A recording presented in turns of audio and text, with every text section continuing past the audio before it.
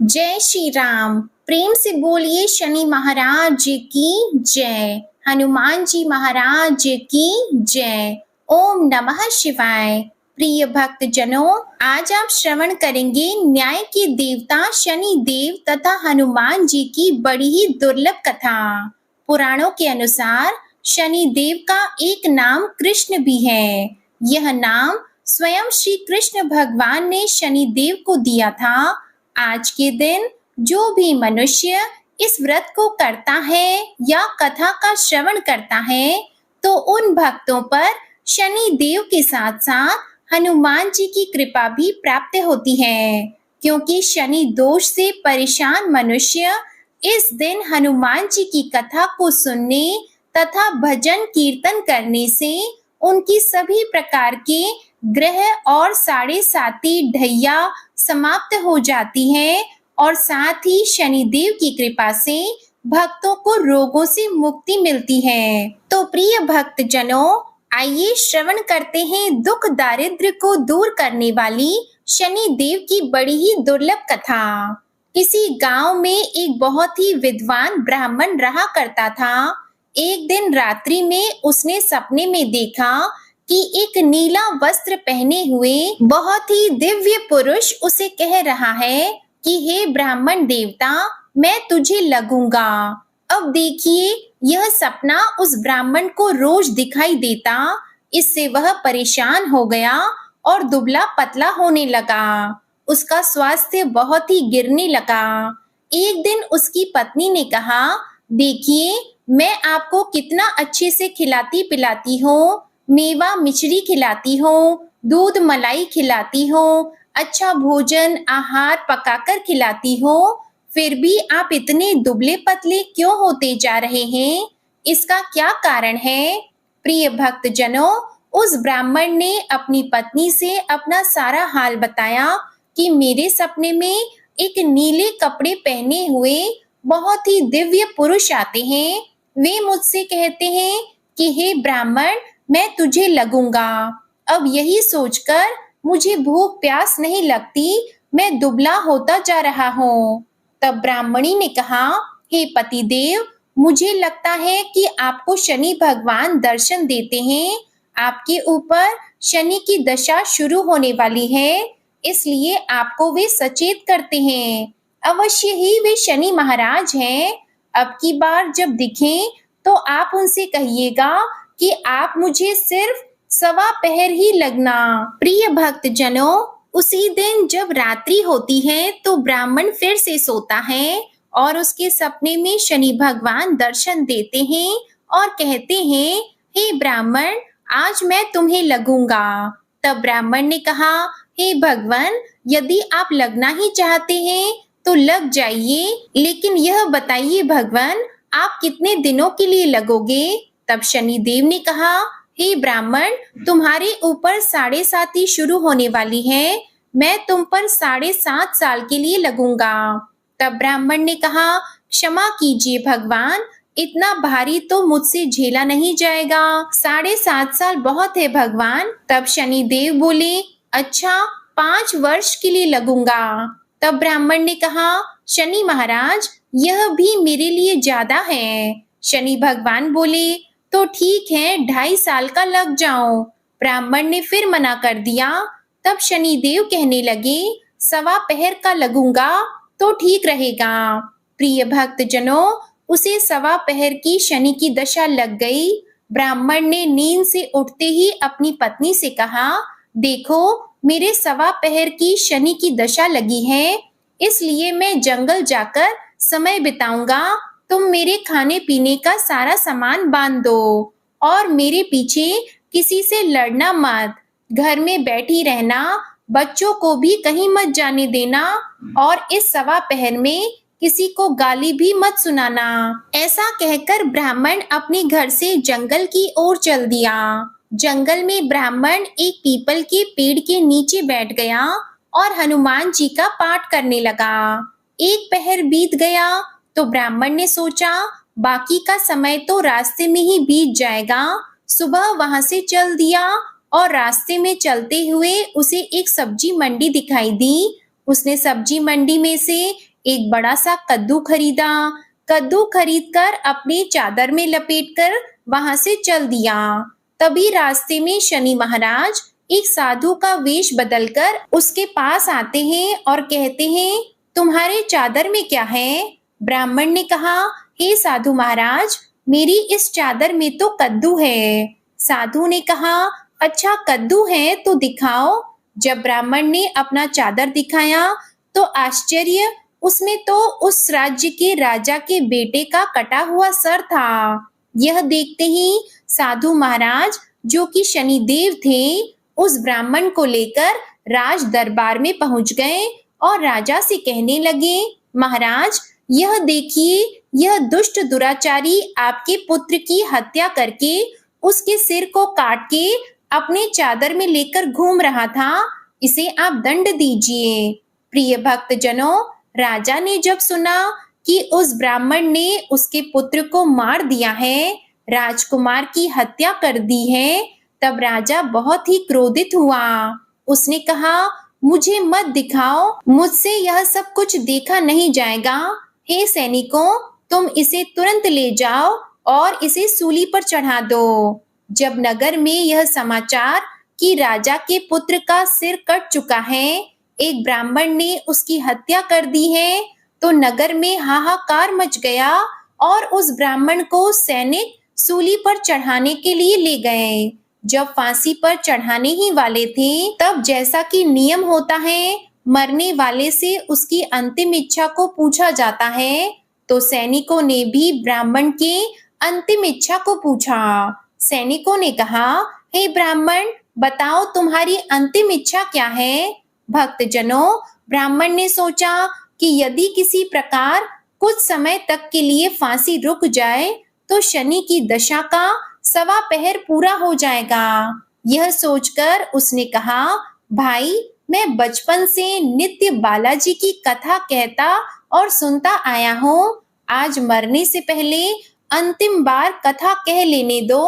अब क्या था?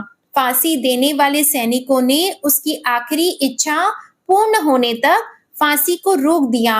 कहानी कहते कहते 1.25 पहर पूरा हो गया। शनि की दशा खत्म हो गई।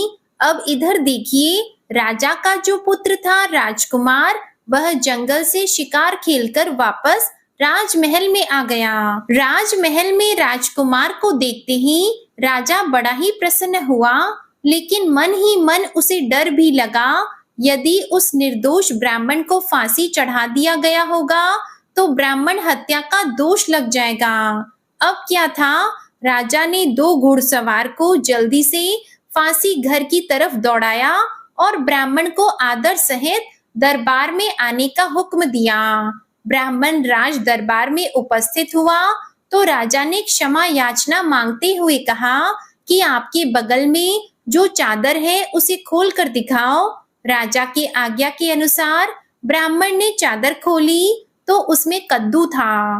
राजा ने ब्राह्मण को बहुत सा धन दिया और पूछा, हे ब्राह्मण देवता, मुझे यह समझ में नहीं आया, इस सब के पीछे रहस्य क्या है? यह सब क्यों हुआ? आखिर यह सब था क्या? तब ब्राह्मण ने कहा, हे महाराज, मुझे 1.25 पहर की शनि की दशा लगी थी, इसलिए यह सब कुछ हुआ। राजा ने कहा, हे ब्राह्मण, शनि देव की दशा किस प्रकार टलती है? ब्राह्मण ने कहा, हे राजन, यदि राजा या सेठ को यह दशा लगती है तो काला हाथी या काला घोड़ा दान करना चाहिए। गरीब को शनि की दशा लगती है तो पीपल की पूजा करनी चाहिए और शनि की कहानी सुननी चाहिए। तिल, तेल और काला उड़द आदि का दान करें। काले कुत्ते को तेल चुपड़ी रोटी खिलाएं तो शनि की दशा उतर जाएगी। अब देखिए, राजा ने उस ब्राह्मण को कद्दू वापस किया। अब घर आकर ब्राह्मण ने कद्दू अपनी पत्नी को दिया। जब उसकी पत्नी ने सब्जी बनाने के लिए उस कद्दू को काटा तो उसके बीजों की जगह हीरे मोती निकलने लगे। तब ब्राह्मणी ने पूछा, हे पतिदेव, यह सब क्या है? इसमें से हीरे मोती कैसे निकल रहे हैं? इसे कहाँ से लाए हैं आप? तब ब्राह्मण ने कहा, हे प्रिय, जब शनि की दशा लगी थी तो यह कद्दू कुंवर का सिर बन गया था, और जब दशा उतरी है तो शनि महाराज ने कैसे निहाल कर दिया, हमें माला माल कर दिया। हे शनि देवता, जैसे ब्राह्मण को शनि की दशा लगी, वैसे किसी को भी शनि की दशा ना लगे। जैसे ब्राह्मण को धन दौलत मिला, वैसे सबको धन दौलत मिले। कथा कहानी कहते सुनते हुंकार भरते सबको मिले। बोलिए श्री शनि देव की जय। ओम नमः शिवाय। प्रिय भक्तजनों, आइए अब सुनते हैं भगवान शनि देव की दूसरी कथा। यह कथा सुनने से भक्तों को मनोवांछित फल की प्राप्ति होती है। नर्मदा नदी के किनारे एक गांव में बहुत ही बड़े साहूकार का परिवार निवास करता था। साहूकार की मृत्यु हो चुकी थी। घर में साहूकारनी और उसके 2 बेटे, एक बड़ी बहू थी। साहूकारनी का छोटा बेटा मानसिक रोग से ग्रस्त था। उसकी मानसिक स्थिति ठीक नहीं थी। साहूकारनी की बड़ी बहू तारा को विवाह के कई वर्ष बीत गए थे, पर अभी तक उसे संतान नहीं हुई थी। तारा को सदैव यही भय था कि कहीं उसके पति संतान पाने के लिए दूसरा विवाह ना कर ले। यदि उसके पति ने दूसरा विवाह कर लिया तो उसे सौतन का दुख सहना पड़ेगा। प्रिय भक्तजनों, इसी डर से तारा ने एक योजना बनाई और उसने अपने घर में काम करने वाली नौकरानी चंदा से अपने देवर चंदन का विवाह कराने के लिए अपनी सास साहूकारनी तथा अपने पति को मना लिया। चंदा स्वभाव से बड़ी ही दयालु तथा कृष्ण भक्त थी। वह बचपन से ही उसी साहूकार के घर काम करती थी। उसका अपना कोई नहीं था। अब चंदा का विवाह मानसिक रोगी चंदन से करा दिया गया। कुछ साल बाद चंदा ने एक सुंदर पुत्र को जन्म भी दिया, किंतु चंदा की जेठानी तारा ने चंदा का बच्चा छीन लिया और उसे घर से धक्के मारकर बाहर निकाल दिया, और तारा ने अपने पति को भी अपने पक्ष में कर लिया। बेचारा चंदन तो मानसिक रोगी था, वह कर भी क्या सकता था, और वह साहूकारनी चाह कर भी कुछ न कर सकी। प्रिय भक्तजनों, दरअसल यह तो तारा की चाल थी। उसने तो कभी चंदा को अपनी देवरानी माना ही नहीं। वह तो सिर्फ चंदा से उसका बच्चा लेना चाहती थी ताकि उसे पाल पोस कर अपना नाम दे सके। अब देखिए, चंदा के बार बार रोने गिड़गिड़ाने पर भी तारा नहीं मानी और उसे उस गांव से ही निकाल दिया। अब चंदा गांव गांव भटकने लगी। भटकते भटकते वह कृष्ण जी के एक पुराने मंदिर में पहुंच गई। वहीं पर उसने प्रभु से न्याय की गुहार लगाई। वह अपना सर भगवान की चौखट पर पटकने लगी और लगातार ओम कृष्णाय नमः मंत्र का जाप भी करती रही। प्रिय भक्तजनों, उस स्त्री की करुण पुकार न्याय के देवता शनिदेव ने सुनी तथा भगवान श्री कृष्ण के आदेश से तुरंत चंदा के पास उपस्थित हो गए और साधारण मनुष्य का रूप धारण करके उसे अपने आप को कष्ट ना पहुंचाने के लिए कहा और कहा, हे बहन, तुम भगवान श्री कृष्ण पर विश्वास रखो और ओम श्री कृष्णाय नमः मंत्र का जाप करती रहो। तुम्हारा अवश्य ही कल्याण होगा। तुम्हारे जो भी दुख हैं सब भगवान श्री कृष्ण हर लेंगे और शनिदेव की कृपा से तुम्हारा मंगल होगा। यह सुनकर चंदा भगवान श्री कृष्ण की आराधना में लग जाती है और शनिदेव का ध्यान करते हुए ओम कृष्णाय नमः मंत्र का जाप करने लगी। अब शनिदेव एक साधु का वेश बदलकर साहूकार के घर पहुंच गए और अलख निरंजन का अलख जगाने लगे। तब घर से बाहर साहूकारनी निकली और उसने भिक्षा देकर उन्हें प्रणाम किया। तब साधु रूपी शनिदेव ने कहा, हे देवी, मैंने सुना है आपके घर में कोई मानसिक रोगी है। मैंने 7 सालों से हिमालय के जंगलों में भटकते हुए बहुत ही दुर्लभ जड़ी बूटी इकट्ठी की है जो हर प्रकार के रोगों को समाप्त कर देती है। यदि आप कहें तो मैं आपके घर के मरीज को ठीक कर सकता हूँ। प्रिय भक्तजनों, उस साहूकारनी ने कहा, हे महात्मा, अहो भाग्य जो आप यहाँ पधारे। हाँ महाराज जी, मेरा छोटा बेटा जो कि दिमागी रूप से बीमार है, आप उसे ठीक कर दीजिए। आप जो चाहेंगे मैं वह आपको दूंगी। आइए, घर के अंदर आइए। साहूकारनी ने अपने बेटे चंदन को साधु महाराज को दिखाया, जो अब चंदा के चले जाने से बहुत ही दुखी था। साधु महाराज ने अपने कमंडल से जल निकालकर उसे अभिमंत्रित करके चंदन को पीने के लिए दिया। उस जल को पीते ही चंदन बिल्कुल ठीक हो गया और साधु महाराज ने तारा को भी बहुत समझाया कि वह चंदा का बच्चा उसे वापस कर दे और अपनी गलती को स्वीकार कर ले, किंतु नहीं मानी। वह तो उल्टे ही साधु महाराज को डांटने लगी, यहाँ तक कि चंदन के ठीक होने से उससे ईर्ष्या करने लगी। इस बात से रुष्ट होकर भगवान शनिदेव की दशा तारा को लग गई और वह मानसिक रोगी हो गई। उसका एक हाथ लकवा से ग्रस्त हो गया। साधु महात्मा के बताए अनुसार चंदन अपनी पत्नी चंदा को घर ले आया और अपनी पत्नी, बच्चे और माँ के साथ हंसी खुशी जीवन व्यतीत करने लगा। प्रिय भक्तजनों, तारा को शनिदेव ने उसके कर्मों का फल दिया और चंदा के सिर्फ ओम कृष्णाय नमः मंत्र का जाप करने से उस पर कृपा बरसाई और उसका बच्चा, पति, परिवार वापस मिल गया। उसका पति भी स्वस्थ हो गया। जय शनिदेव, जय जय शनिदेव। ओम नमः शिवाय।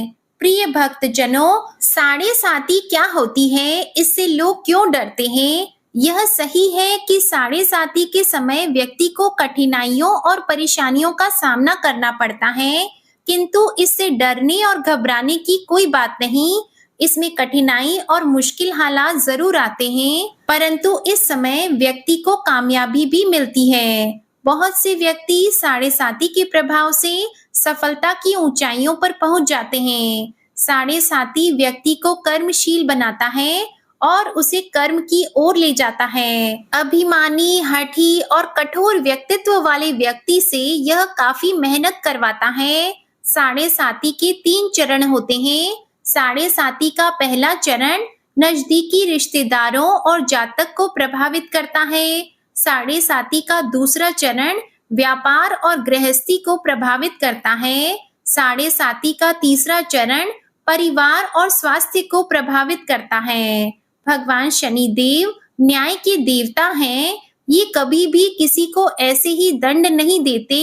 यदि दंड देते हैं तो उसे उसके साथ बहुत ही बड़ी शिक्षा भी देते हैं। जैसे एक माता अपने पुत्र की गलती पर उसे दंड देती है, उसकी भलाई के लिए, उसे सही मार्ग पर जाने के लिए, ठीक वैसे ही शनिदेव कर्म और न्याय के पथ पर चलने के लिए मनुष्य को दंड देते हैं, ताकि वह डरकर आगे ऐसा कार्य ना करें और अपने जीवन को सरल और सार्थक बनाएं।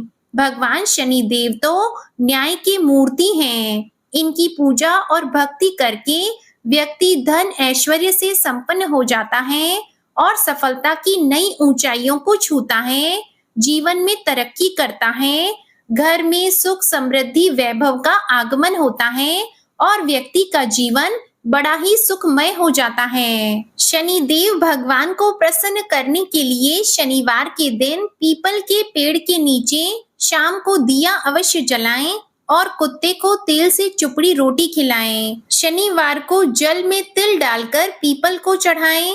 इससे शनिदेव अत्यंत प्रसन्न होते हैं और ओम कृष्णाय नमः महामंत्र का जाप भी करें।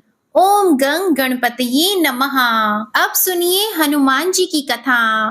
पौराणिक कथा के अनुसार बहुत समय पहले की बात है। एक साहूकारनी थी, उसका बेटा और बहू थे।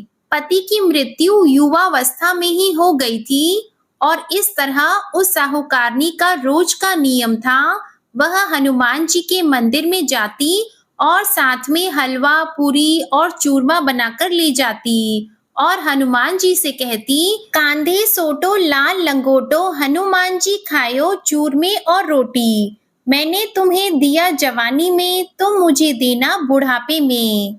अब क्या था, पूजा करने के बाद वह साहूकारनी अपने घर आई तो उसकी बहू बोली, सासू जी तुम चूरमा रोटी लेकर कहाँ जाती हो रोज? वह साहूकारनी बोली, मैं बालाजी के मंदिर में जाती हूँ। वह बोली, मंदिर में तो नहीं जाती हैं आप, हमें तो लगता है आप अपने खाने के लिए रोज चूरमा और हलवा बनाती हैं और चोरी चुपके जाकर कहीं खा लेती हैं। प्रिय भक्तजनों, सास अपनी बहू की बातें सुनती है तो भी कुछ नहीं बोलती और उसका मन बड़ा ही दुखी होता है। उसे यह दुख होता है कि वह भगवान की भक्ति करती है और उसकी बहू उसे चटोरी कह रही है। अब क्या था, दुख के मारे वह जाकर अपने कमरे में सो जाती है। सोते सोते 5 दिन हो गए। हनुमान जी सपने में आए और बोले, हे साहूकारनी, तूने तो जवानी में दिया है, मैं तुझे बुढ़ापे में देता हूँ। साहूकारनी बोली, हे हनुमान जी, आज तो आप मुझे खाने के लिए दे देंगे, लेकिन रोज कौन देगा? हनुमान जी बोले, हे साहूकारनी, मैं तुम्हें रोज दूंगा। अब क्या था, हनुमान जी की महिमा देखिए, उन्होंने साहूकारनी के लिए चूरमा रोटी हलवा पूड़ी दिया। साहूकारनी चुपचाप चूरमा रोटी खा लेती है। इसी प्रकार 5-6 दिन बीतते हैं और धीरे धीरे बहू के घर में से अचानक अनाज इत्यादि खत्म होने लगते हैं। उसके पास कुछ नहीं रहता, सब चीज में घाटा पड़ गया। बहू ने सोचा, सास को 7 दिन हो गए हैं, मैंने तो उन्हें खाने को कुछ दिया भी नहीं, देखूं तो कैसी है। अब देखिए, बहू अपनी सास के कमरे में जाकर देखती है तो उसने क्या देखा कि उसकी सास तो अच्छी भली मोटी ताजी है। बहू बोली, सासू जी, मैंने तुम्हें खाने को भी नहीं दिया और तुम क्या खाती हो, इतनी स्वस्थ और मोटी ताजी हो। सास बोली, मुझे तो हनुमान जी मीठी मीठी हलवा और रोटी दे जाते हैं, मैं वही खाती हूँ। अब क्या था, बहू सास के पैर में गिर गई, उसे पछतावा हुआ। वह बोली, हे सासू माँ, हम तो तुम्हारे भाग्य का खाते हैं, हमारे घर में तो कुछ भी नहीं रहा। मैंने आपको खाना नहीं दिया, मैंने आपकी भक्ति को झूठा समझा, आपको चटोरी समझा, इसलिए भगवान ने मुझे दंड दिया। 7 दिन के अंदर ही हमारे घर से अनाज धन इत्यादि समाप्त हो गया। हे सासू माँ, अब आप ही सब कुछ संभालो, मुझे आपकी भक्ति पर विश्वास हो गया। आपने हनुमान जी को भोग लगाया जवानी में और हनुमान जी ने आपको वही भोग बुढ़ापे में लौटाया है। आपका पेट भरा, हनुमान जी की महिमा अपार है, कोटि कोटि प्रणाम है। प्रिय भक्तजनों, अब क्या था, उस सास ने खुशी खुशी घर की सारी जिम्मेदारी संभाल ली और सास यानी कि वह साहूकारनी हनुमान जी को रोज चूरमा रोटी हलवा पूरी खिलाया करती, हलवा पूरी चढ़ाया करती थी। फिर घर में बहुत बरकत हुई और खूब धन धान्य आने लगा। हे हनुमान जी महाराज, हे बालाजी महाराज, जैसे आपने उस साहूकारनी को दिया वैसा सबको देना, सबके घर में अन्न धन के भंडार भरे रखना, सबका भला और मंगल करना। इस कथा कहानी को कहने सुनने वाले तथा हुंकारा भरने वाले सभी को देना। बजरंगबली हनुमान जी की जय। ओम नमः शिवाय। प्रिय भक्तजनों, दूसरी कथा है मंगल देवता की कथा। एक नगर में एक वृद्धा रहती थी, उसका एक ही पुत्र था। उस वृद्धा की हनुमान जी पर बहुत गहरी आस्था थी। वह हर मंगलवार का व्रत रखती थी और हनुमान जी की पूजा आराधना करती थी। एक बार हनुमान जी ने अपनी भक्तिनी उस वृद्ध महिला की श्रद्धा का परीक्षण करने का विचार किया। हनुमान जी साधु का वेश धारण कर वृद्धा के घर गए और पुकारने लगे कि है कोई हनुमान भक्त जो हमारी इच्छा पूर्ण करे। तब आवाज उस वृद्धा के कान में पड़ी। पुकार सुनकर वृद्धा जल्दी से बाहर आई और साधु को प्रणाम कर बोली, आज्ञा महाराज। हनुमान वेशधारी साधु बोले, मैं भूखा हूँ, भोजन करूंगा, तुम थोड़ी सी जमीन लीप दो। वृद्धा दुविधा में पड़ गई। अंततः हाथ जोड़कर बोली, महाराज, लीपने और मिट्टी खोदने के अतिरिक्त आप कोई दूसरी आज्ञा दें, मैं अवश्य पूर्ण करूंगी। साधु ने 3 बार प्रतिज्ञा कराने के बाद कहा, तू अपने बेटे को बुला, मैं उसकी पीठ पर आग जलाकर भोजन बनाऊंगा। यह सुनकर वृद्धा घबरा गई, परंतु वह प्रतिज्ञाबद्ध थी। उसने अपने पुत्र को बुलाकर साधु को सौंप दिया। साधु वेशधारी हनुमान जी ने वृद्धा के हाथों से ही उसके पुत्र को पेट के बल लेटाया और उसकी पीठ पर आग लगवा दी। आग जलाकर दुखी मन से वृद्धा अपने घर में चली गई। इधर भोजन बनाकर साधु ने वृद्धा को बुलाकर कहा कि उनका भोजन बन गया है, तुम अपने पुत्र को पुकारो ताकि वह भी आकर भोग लगा ले। इस पर वृद्धा बोली, उसका नाम लेकर मुझे और कष्ट न दें। लेकिन जब साधु महाराज नहीं माने तो वृद्धा ने अपने पुत्र को आवाज लगाई।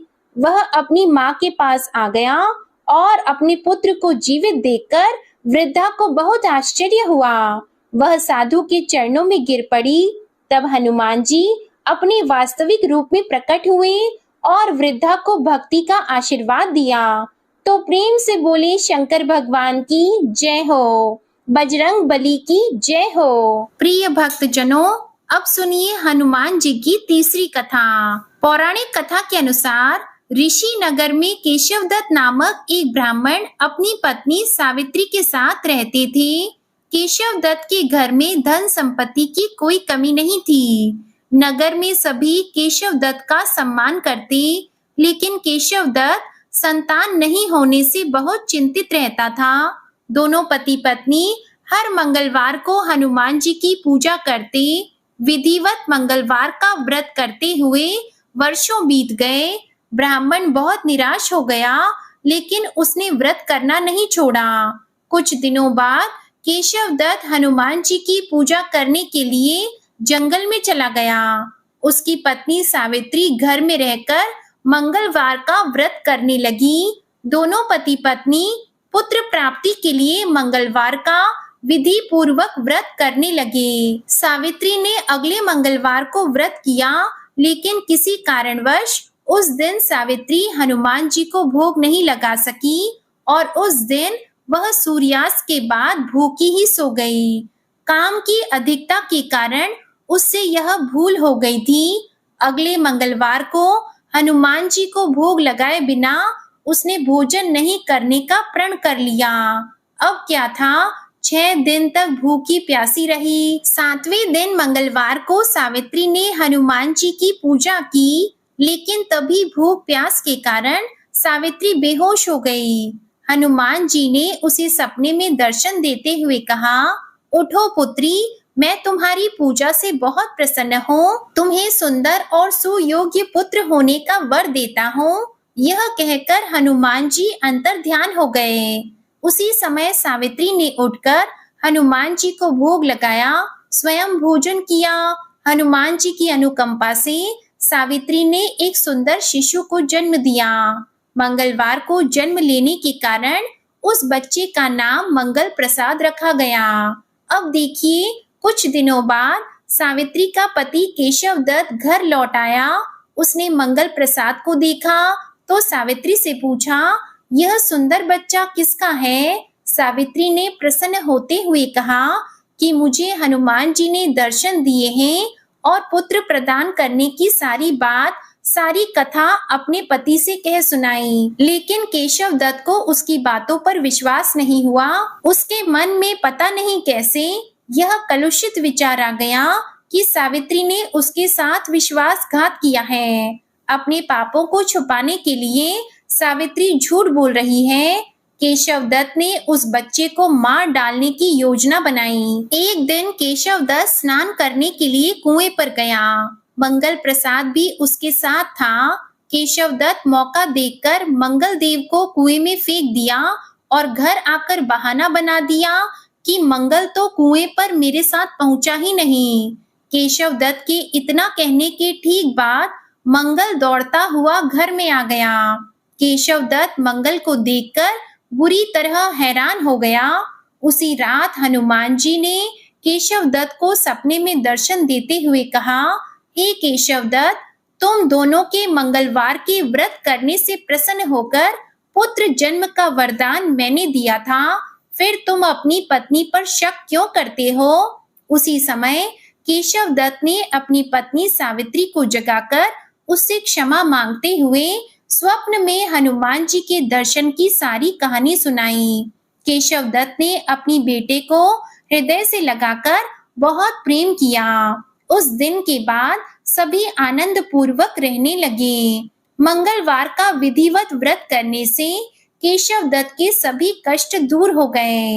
इस तरह से जो भी स्त्री पुरुष विधिवत मंगलवार का व्रत करके व्रत कथा सुनते हैं, हनुमान जी उनकी सभी कष्ट दूर करके घर में धन संपत्ति का भंडार भर देते हैं, शरीर के सभी रोगों को नष्ट कर देते हैं। प्रेम से बोलिए बजरंगबली हनुमान जी की जय। ओम नमः शिवाय। आप सभी पर शनिदेव और हनुमान जी की कृपा सदा बनी रहे। आज की कथा पसंद आई हो तो वीडियो को लाइक करके चैनल को सब्सक्राइब कीजिएगा और कमेंट में शनिदेव और हनुमान जी की जय जरूर लिखिएगा।